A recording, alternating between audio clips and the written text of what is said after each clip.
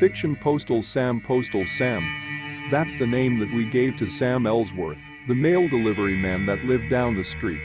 7th grade was a year I can look back on as an adult and say, this was the worst year of my childhood. Without a shred of doubt. Among the teasing, flat-out bullying, petty friend circle drama, and bad teachers, there was Postal Sam. When I and my neighborhood friends started noticing the weird, twitchy, scruffy-looking mail delivery guy with the bizarre sense of humor, we came up with a nickname for him. He had already introduced himself as Sam to the neighborhood while out on his delivery expeditions numerous times, so we knew that much about him. His mannerisms, sense of humor, appearance and his name.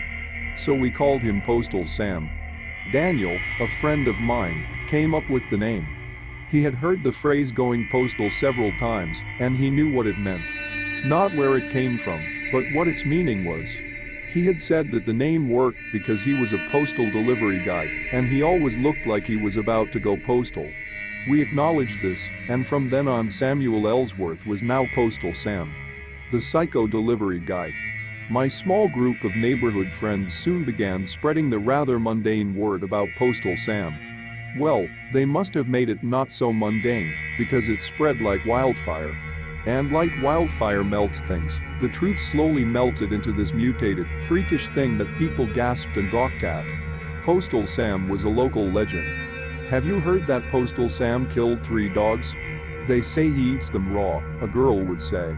Postal Sam scratched 6 tallies into his hooked hammer. 1 for each member of his family, a boy would tell his friend, obviously trying to scare them. Postal Sam did not exist. But to our little sleepy town of Greenfield, he was real. And that's all that mattered. Greenfield is a small town, so of course, it did not take too long for someone to find Sam's house. In large red letters they had spray-painted the word postal across his street-facing windows.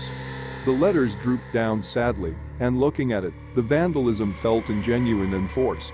It was a strange feeling. After that one case of graffiti, the trailblazer who decided that it was okay to vandalize people's property set a trend. Soon, deflated chip bags, empty soda bottles, and even a used condom lay on his lawn, haphazardly strewn about the uneven grass. Every chance a kid with half a brain and a little peer pressure had, they would piss on his lawn, or knock on his door and run away as their life depended on it. And maybe they thought it really did. After all, it was dog-eating, familicide committing, Postal Sam in there. Shortly after someone threw a rock through his window, I got the letter. It was left in the mailbox just outside my house, in a red envelope. As I unwrapped it, I was confused. No one ever sent me in mail, and it was really strange to get a letter. In the red envelope, there was a folded note addressed to me. Dear Matt, I had liked to make this note to let you know I like all the gifts your friends have left me. Let them know that they should keep their dogs locked up and safe at night. They would not want anything to happen to their beloved mutts, would they? Sincerely, P.S. As my heart began racing, so did my mind. Was I in danger? Was this just a joke being played by one of my friends? I rationalized that it probably was, and I should not let them get the best of me. If I came to them worried and scared, they had all laugh at me and tell me I'm stupid and gullible. So I kept it to myself. I was still wondering what sincerely, P.S. apostrophe meant, and it confused me. Why would they add that at the end? Postal Sam's property was deteriorating slowly as the days passed on, and the stories were being shared more. Someone had smashed his mailbox, spray-painted fuck on his door, and keyed the dark green Chevrolet Cavalier that had already been in a couple of accidents out front his house. Now, when I saw Sam delivering mail, he did it quickly, and he was not trying to engage in an awkward conversation with pedestrians anymore. It saddened me a little, and I felt bad for him. He did not deserve what he was getting, right? He was not a crazy psycho with evil intent, right? I decided that Sam was not deserving of the hatred Greenfield hurled at him. So, I concluded to set my mind at ease. I did feel guilty, and I knew that I was partially responsible for this. So I wrote Sam a letter. On a white piece of paper I had on my desk, I scrawled a letter that I hoped he had like. Dear Sam, I'm sorry about what the kids are doing to you. I know you are not so bad. You have not even done anything to them, and they still wreck your house. I hope you read this, Sam, because not everyone thinks you are bad. Matt. I slowly walked past the remains of the mailbox Sam was yet to pick up and tiptoed up the steps. I carefully placed it on the porch and set a small stone on top of the envelope to keep it from blowing away. I walked away from there faster than I should have. I guess habits are hard to shake. For the next 3 days, I checked the mailbox after school for a response. On the third day, a Friday, I got one. A little red envelope sat neatly in the mailbox, causing me a mix of emotions. On one hand, I thought maybe he would not be able to forgive me. On the other, I thought I might have made him feel better. I snatched the envelope and ran inside with it. I went upstairs to my room, closing the door behind me. I ripped it open, setting the white letter inside down on my desk. I read it over a few times to make sure I did not miss a thing. Dear Matt. I'm glad I have a friend in all of this. You are not like the others, are you? I apologize sincerely for the threatening letter I left you. I just did not know that you had a conscience. Your brat friends do not. Sincerely, Sam. I felt relieved and slightly surprised that it was Sam that left me that letter. Well, if he thought I had done what the rest of the kids had done, maybe he had reason to try and scare me. If I were him, I would hate the kids with a passion. I had a conscience, and I did not feel guilty anymore. I quickly wrote him back, eager to continue the conversation. Sam was not crazy, he was just an innocent man being tormented by heartless kids, and that made me sad. Dear Sam.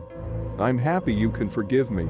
I just felt too bad, seeing everyone treat you like that. Kids can be mean, and you should not have to deal with kids like that. Matt. I performed the same task as I had before, leaving it on the porch with the stone on top. Only this time, I did not leave as fast. At school, I thought a lot about Sam's situation. With summer nearing, there was much less work, and homework was non-existent. This gave me time to think about the issue. We had demonized a poor innocent man and made him miserable. I knew I was better than my friends, who still participated in discussions about what murderous Postal Sam did in his free time. I got Sam's responding letter 2 days after I left him my second letter. It was in the same red envelope his last 2 letters had come in, this time with Matt written on the front of it in black marker. I took it inside and opened it in my room, reading it carefully. Dear Matt. You seem to be the only kid in town with a heart. I did not do anything to deserve this. If only there were a way to make them understand that they are wrong about me. Sincerely, Sam. I wrote back thoughtfully, with what I thought was a good idea. Dear Sam. I know the kids hate you, but do you think maybe if you tried talking to them, they would realize you are not evil? If you made them understand, they would stop what they are doing. Matt. I left it on the porch again, setting a stone on top the same way I had before. I was not sure my idea would work, but I figured it would at least be worth a try. With only 7 days of school left, I was excited about 2 things. Seeing if my idea would work, and summer vacation. The near future looked promising. After 3 days, there was still no letter.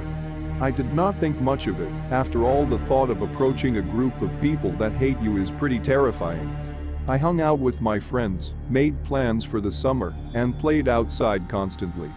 Finally, on the last day of school, I got a letter back. Dear Matt. I have thought about it, and I have decided that I should try to make them understand. As long as you are there with me, I will do it. Sincerely, Sam. This letter made me happy, and now I was sure that I could change Sam's life for the better. Sam and I could go to the park that a lot of the kids from school went to on weekends. I knew they had been there, and since there were usually 15 to 20 kids there, Sam could talk to a lot of the kids who had tormented him at once. Sam was nice, and I knew he could make them realize the error of their ways. I went and knocked on Sam's door, the red one with the chipped paint and graffiti giving it an ugly look. The mail slot opened, and I saw 2 tired eyes looking back at me. Sam's eyes whitened, and he cleared his throat. Sam said in a half-worried, half-caring tone, Matt, I cannot come out. They cannot see me talking to you. It'll only give them a reason to hate me more. I saw his point, so I responded, "That's okay, Sam. I just wanted to let you know that we can talk to the kids at Glen Park." Sam looked down and coughed, then looked back up at me with an expression of exhaustion. "Sure thing, Matt. How's tomorrow for you? Can we do it tomorrow?" His voice was low and gravely, and I could see a small scar just under his right eye. My focus jerked away from the scar in an attempt to not be rude. I replied, "Yeah, okay. They'll be there around 3 o'clock. Sam continued looking at me, and I realized he had not blinked for 2 minutes. Sam spoke again, "All right, Matt. See you tomorrow, bud." The slot closed, and I walked back to my house. I did not get much sleep at night, and my mind ran through each possible outcome. What if the kids did not listen to him? What if this would just hurt Sam more? I tried to calm myself down and tell myself that it would work just fine. Eventually, my mind returned to a state of certainty, and I was confident that this would go right. It had to go right. When I woke up the next day, I simply waited for 2:30 to roll around. When it did, I went to Sam's door and knocked. When he opened the door, I saw that he was wearing a button-up shirt with a rip in one of the sleeves and a pair of stained gray sweatpants. Did not he have at least one nice outfit? I realized it's silly to pick at his wardrobe, and there were more important things at hand. We walked to the park, and sure enough, there were around 20 kids there. Perfect. Sam walked up to them slowly, stopping around 20 feet in front of them. Half of the kids were in the playground, and the other half were sitting or standing on the grass, talking amongst themselves. I stood a good 10 feet behind Sam, nervous as hell. The kids were taking notice of Sam by now, and a few of them looked genuinely terrified. 2 kids standing by a tree whispered to each other, and the park was silent. An older kid stood up from where he was sitting and pointed at Sam. He broke the silence with a loud "Shit. It's Postal Sam," and that caused the rest of the kids to start yelling at poor Sam. A few of them were already running, with horrified looks on their young faces. Sam tried to speak over them, trying not to yell. He spoke in a very raised voice, "No, I just came to tell you that I do not want to hurt you. I'm not who you think I." His sentence was cut off when a rock was lobbed from the mob that had formed. The rock was heavy, and it hit him directly in the kneecap. I watched in horror as they cheered and began shouting their hatred at Sam. As Sam fell with a pained scream, they yelled, "Fuck you or leave Greenfield, you psycho." I was frozen in place as another rock flew, this one missing Sam. It narrowly missed his head. Sam's screams were drowned out by the loud jeering from the crowd. "You little shits. You do not know what the fuck you are doing," Sam yelled. I could barely hear his response to their violent and hateful actions. Sam limped away, barely missing more stones being thrown at him. I followed him, asking if he was all right and apologizing for putting him up to this. He did not seem to be mad at me, and I was relieved and confused. It was my idea after all. When he finally reached his house, he walked past his broken mailbox, past the trash laying in his lawn, and past the hateful graffiti on his door. I went home and cried. It was all my fault. In the night I heard police sirens constantly. They would pass by my house and fade away into the distance. I did not get any sleep that night, and the guilt ate away at me. I felt like I had ruined a man's life. In the morning I saw it on the news.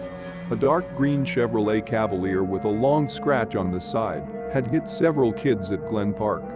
5 kids in total were hit, and 3 of them died. A man had driven his car off the road, hitting the poor kids that could not get away in time. One was crushed under the wheels, and another was hit and died of a blunt force injury to the head. The third was pinned between the car and a tree, slowly dying of blood loss. The man died on impact when the car crashed into the tree, being thrown through the windshield. Samuel Ellsworth, the Greenfield mass murderer. He was a very lonely man that suffered from mental illness. He was a harmless postal delivery man, and he never bothered anybody. The kids will tell you otherwise. A red envelope was found in the trunk of his car, along with a hunting rifle Sam never used. When the cops opened it, they read this: "Dear Greenfield, you will remember Sam Ellsworth as Postal Sam, the psycho who killed those kids. But know that Sam was not always just a ticking time bomb, waiting to detonate all over your quiet little town. The children who tortured me for so long, who ridiculed me and made me into what I am now are responsible for me. The children made Postal Sam. Sincerely, P.S. Thanks for watching. If you enjoyed the video, hit that like button to support my work. And as always, enjoy the fear, my dear.